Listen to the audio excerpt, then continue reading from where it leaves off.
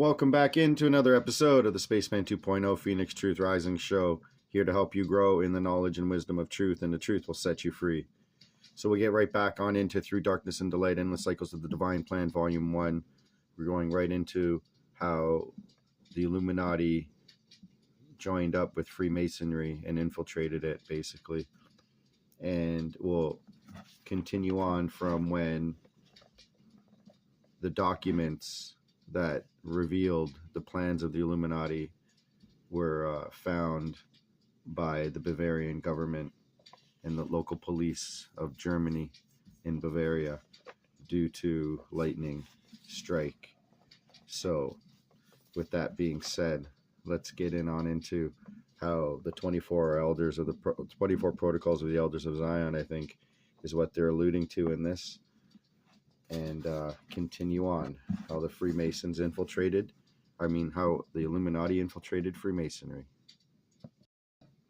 So starting halfway down, public attention was first drawn to the existence of the Illuminati and their diabolical plan for world conquest as the result of a bizarre incident in 1785.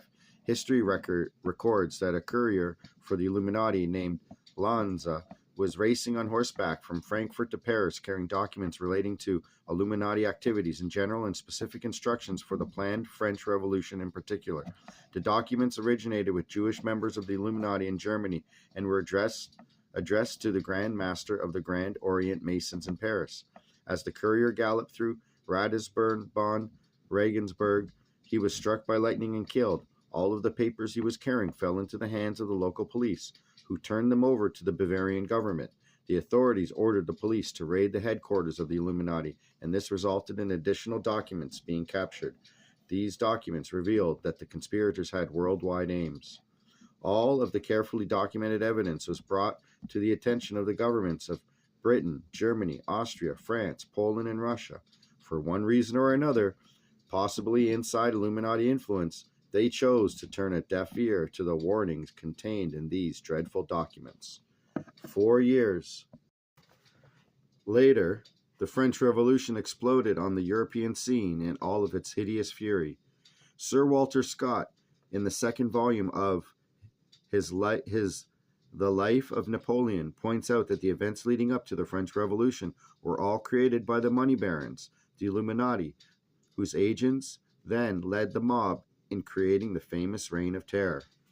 The first real break as far as inside information on the Illuminati is concerned came when these great intellectuals were foolish enough to invite Professor John Robinson to join their ranks.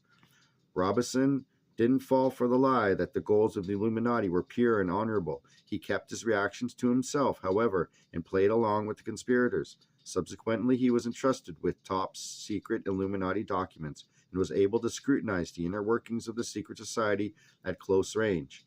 As a result, Professor Robinson wrote a startling book entitled Proofs of a Conspiracy, which was published in 1797.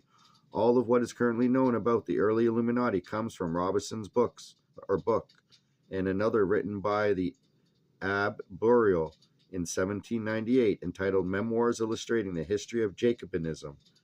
Both books, although the authors are unknown to each other, give us a very clear-cut picture of the organization.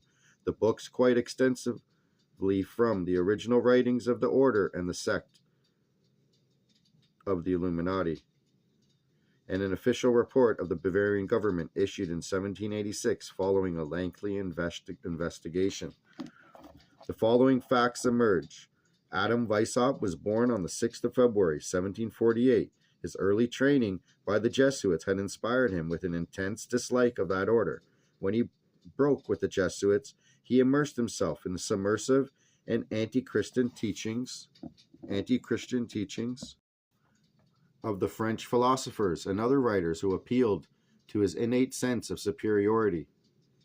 The next 5 years were devoted to meditation, during which time he devised a plan to overthrow civilization and establish what he termed a novus ordo seclorum, a new world order, binding oaths.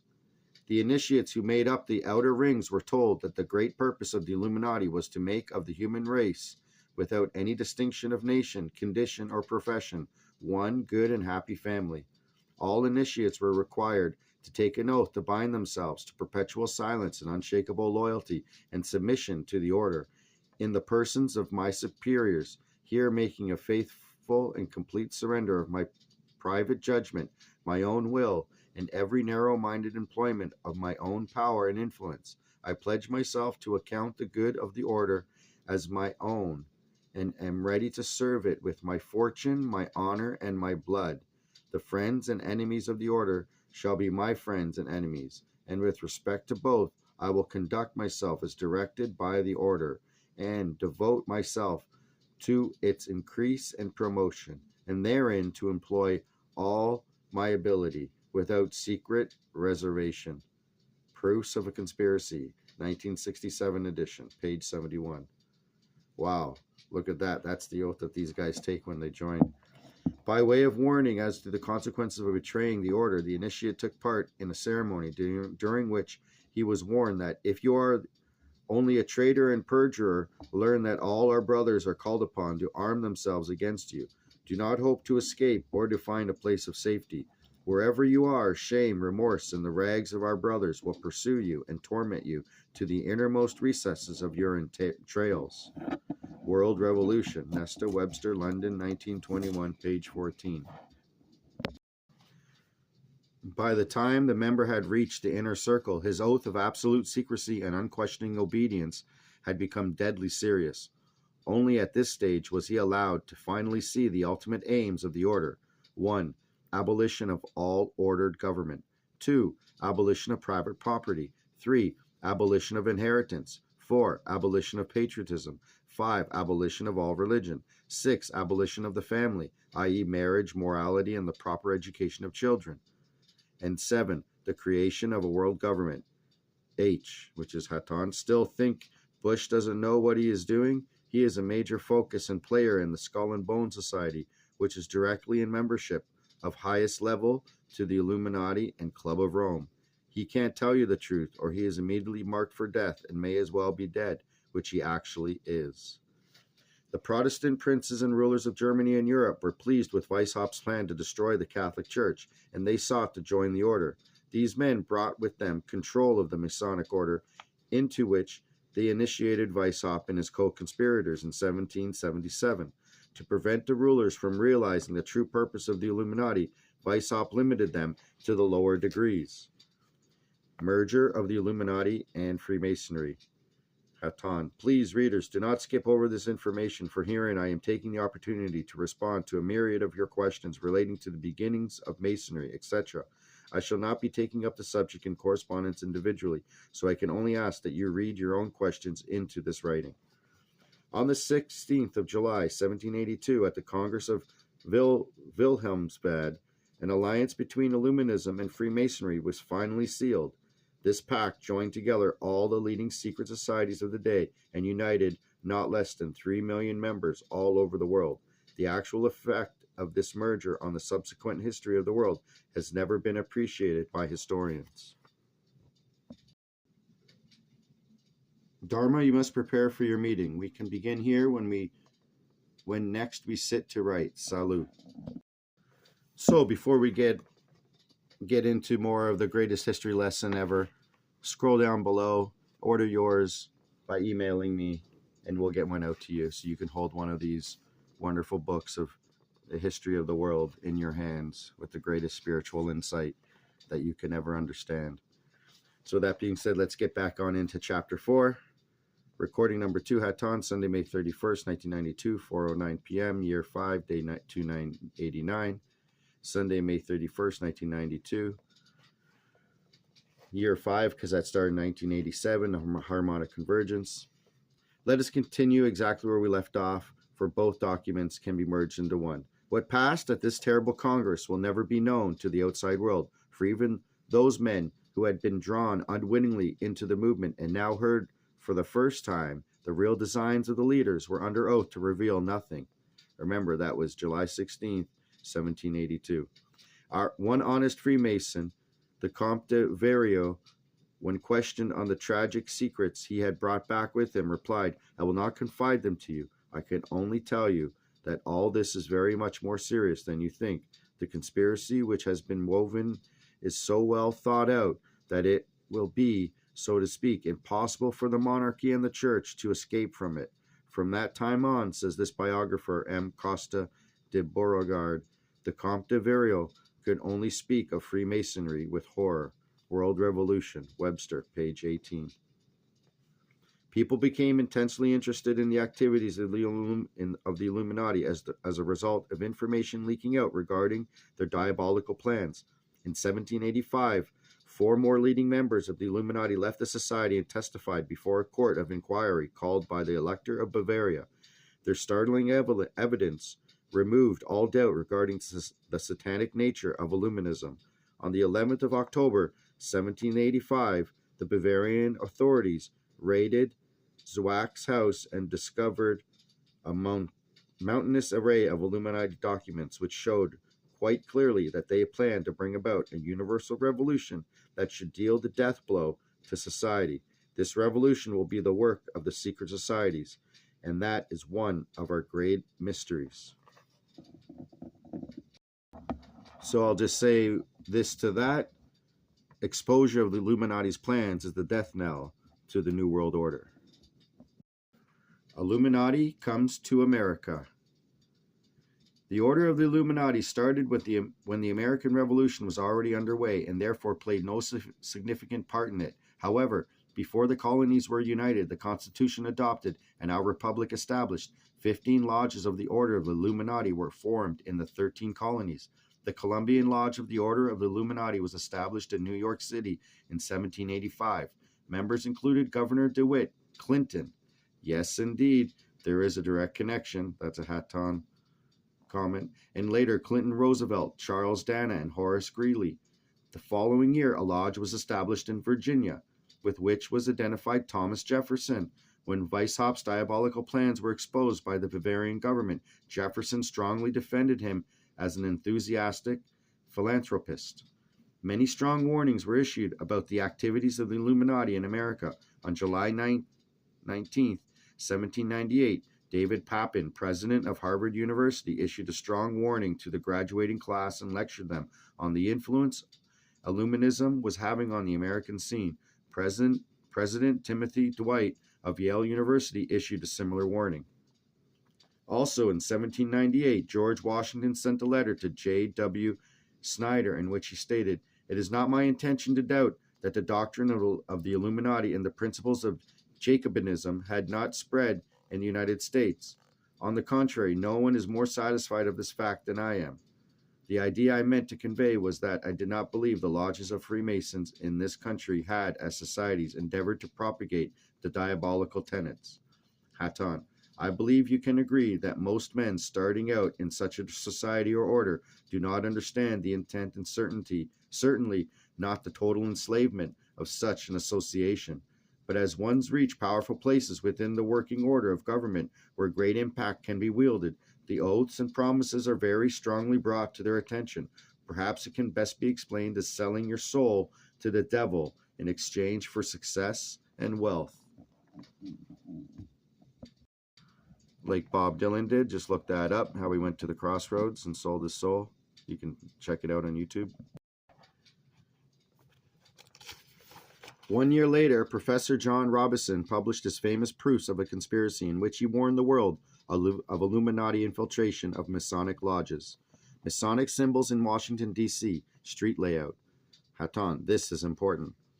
A curious piece of the Masonic conspiracy puzzle in the founding of America is the actual street layout for our capital city, Washington, D.C. Remember, 53 of the original signers of the Declaration of Independence were Masons. The city was laid out in the form of key Masonic symbols: the square, the compass, the rule, and the pentagram. See map, page 47. Take any good street map of downtown Washington, D.C., and find the Capitol building. Facing the Capitol from the mall and using the Capitol as the head or top of the compass, the left leg is represented by Pennsylvania Avenue and the right leg by Maryland Avenue. The square is found in the usual Masonic position with the intersection of Canal Street and Louisiana Avenue. The left leg of the compass stands on the White House, and the right leg stands on Jefferson Memorial. And on the circle drive and short streets behind the Capitol form the head and ears of what Satanists call the Goat of Mendes, or Goat's Head. On top of the White House is an inverted five-pointed star, or pentagram. The point is facing south in true occult fashion. It sits within the intersections of Connecticut and Vermont Avenues, north to DuPont and Logan Circles, with Rhode Island and Massachusetts going to Washington Circle to the west and Mount Vernon Square on the east. HATONN. Chellas, don't blame me for what you are now forced to observe. I didn't do it. However, it is right there for the entire world to see, in clearly planned and orchestrated intent. So now looking at the map, take any good street map, downtown Washington, D.C., and find the Capitol building, facing the Capitol from the mall, and using the Capitol as the head or top of the compass. The left leg is represented by Pennsylvania Avenue, and the right leg by Maryland Avenue. The square is found in the usual Masonic position with the intersection of Canal Street and Louisiana Avenue. The left leg of the compass stands out on the White House, and the right leg stands out on Jefferson Memorial. The circles, drive, and short streets behind the Capitol form the head and ears of what Satanists call the Goat of Mendes, or Goat's Head. On top of the White House is an inverted five-pointed star, or pentagram. The point is facing south in true occult fashion. It sits within the intersections of Connecticut and Vermont Avenues, north to DuPont and Logan Circles, with Rhode Island and Massachusetts going to Washington Circle to the west and Mount Vernon Square on the east. The Washington Monument stands in perfect line to the intersecting point of the form of the Masonic Square, stretching from the House of the Temple to the Capitol building. Within the hypotenuse of that right triangle sit many of the headquarter buildings for the most powerful departments of government, such as the Justice Department, the U.S. Senate, and the Internal Revenue Agent or Service. It would be great to know that our Capitol is bathed in continual prayer and to believe that its buildings and monuments have been dedicated in prayer. But do you realize that every key federal building, from the White House to the Capitol building, has had a cornerstone laid in a Masonic ritual and had specific Masonic paraphernalia placed in each one? If we were talking about the one true God, it would be wonderful. This is not the case. The cornerstones of all these buildings have been laid in Masonic ritual dedicated to the demonic god of Masonry, Bolon. That is the secret name of the Masonic god, the lost word, in the right of the royal arch degree. Jau is the Greek name for the god of the Gnostics. WEBAUTH, or Lao, is Bol is a rendering of the name of Baal, and On is a Babylonian name of Osiris. What we see represented is this name of the Masonic deity in a three-headed pagan deity that is blasphemous to a Christian. HATONN. If indeed there were any true Christians left anywhere, the ritual in full explanation is found in Duncan's Masonic Ritual and Monitor, 3rd edition, page 2246, 249 to 51. So, with that being said, thank you for tuning in, and I'll be back with another episode of the Phoenix Truth Rising Show. We'll get into presidential elections in 1796, when John Adams faces off against Jefferson, and we'll get into more about the Illuminati and communism connection and how all those laws, the abolition, is really communism 101. So with that being said, this is the Spaceman 2.0, and